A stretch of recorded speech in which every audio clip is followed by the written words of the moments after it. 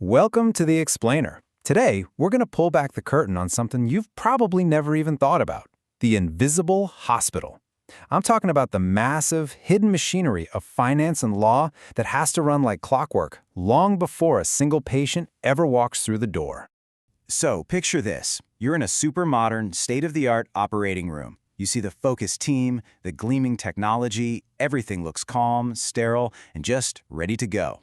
It all seems like it just appeared there, right?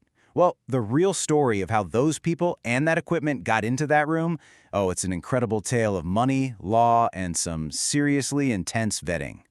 Yeah, what you and I as patients never get to see are these two giant parallel operations happening behind the scenes. First, there's the whole process of getting all that multi-million-dollar tech. And second, there's the incredibly careful job of vetting the world-class professionals who are actually going to use it.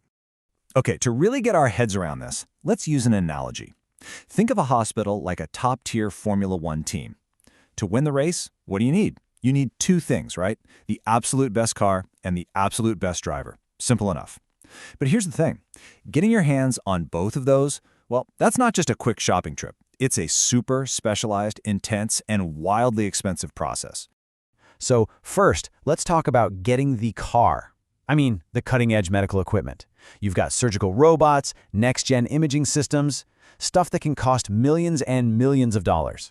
So how in the world does a hospital, which is always under budget pressure, actually afford all this? Well, here's the secret. They usually don't just buy it outright. That would be way too simple.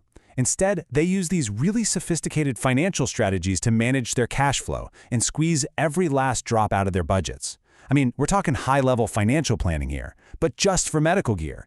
And it basically boils down to two main options. On one side, you've got leasing. This is pretty much what it sounds like, kind of like a car lease. The hospital pays a fixed amount every single month, which is great for predictable budgets. But then on the other side, you have this really clever model called cost per procedure, or CPP.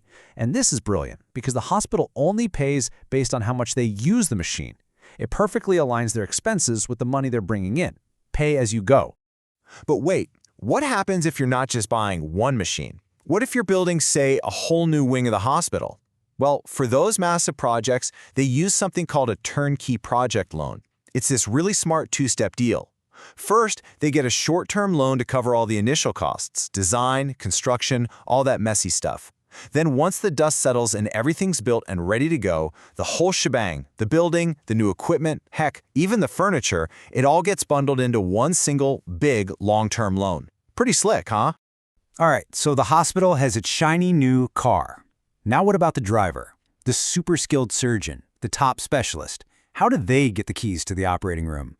And this is where we hit a really crucial point, one that honestly changes everything.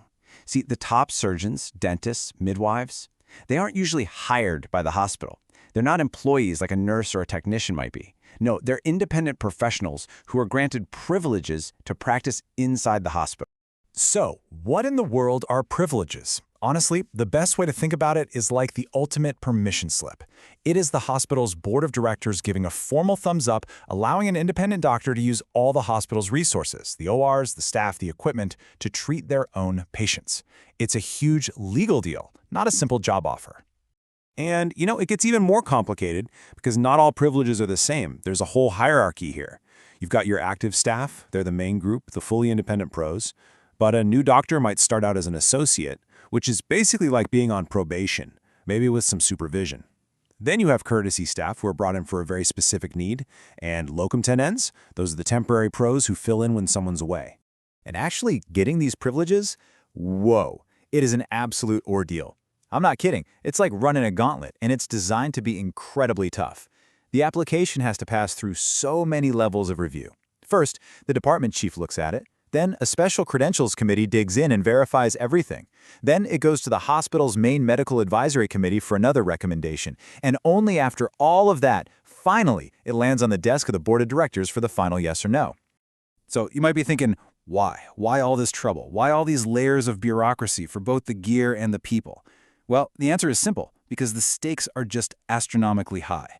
This entire invisible system we've been talking about is built for one reason and one reason only: to stop catastrophic failures before they happen. And if you want a chilling reason why, look no further than this. the case of Michael Swango. It's just a horrifying reminder of what can happen when that credentialing process breaks down. This was a doctor who literally hopped from hospital to hospital, exploiting loopholes, slipping through weak background checks, and getting privileges, and he ended up murdering his patients. This is why that gauntlet has to exist. And it's not like this is a secret. The official guidance is crystal clear. This quote right here, from the Ontario Hospital Association's own toolkit, says it all. A failure to properly check someone out, it's not just some small mistake. It can directly lead to patients being harmed, and it can expose the hospital to absolutely massive legal and financial risk. The whole thing is just wrapped in this incredibly dense legal framework. In Ontario, for instance, it's all governed by the Public Hospitals Act.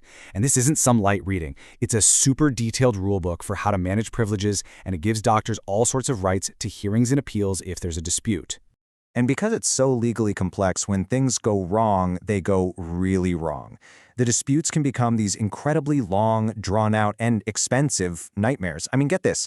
One hospital in Ontario spent 5 years and $800,000, $800,000 in legal fees, all fighting a dispute with just one single doctor over their privileges. That is the insane cost of getting this stuff wrong. Okay, so let's bring it all back together. When you take these two hidden worlds, the super complex financing for the car and that intense, rigorous vetting for the driver, and you put them side by side, you really start to see what a modern hospital truly is. It is so much more than just a building where sick people get better. It's a living, breathing ecosystem.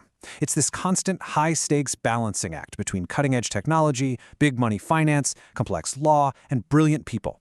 And it's all being managed relentlessly, just out of sight, 24/7. So, the next time you walk into a hospital, will you see it a little differently? Not just as a place of healing, but as this unbelievably complex, invisible machine that makes all of that healing possible. What you see, that calm, seamless operating room, that's not magic. It is just the very tip of a massive, invisible iceberg of planning, money, and constant vigilance. That is the invisible hospital, coming to life.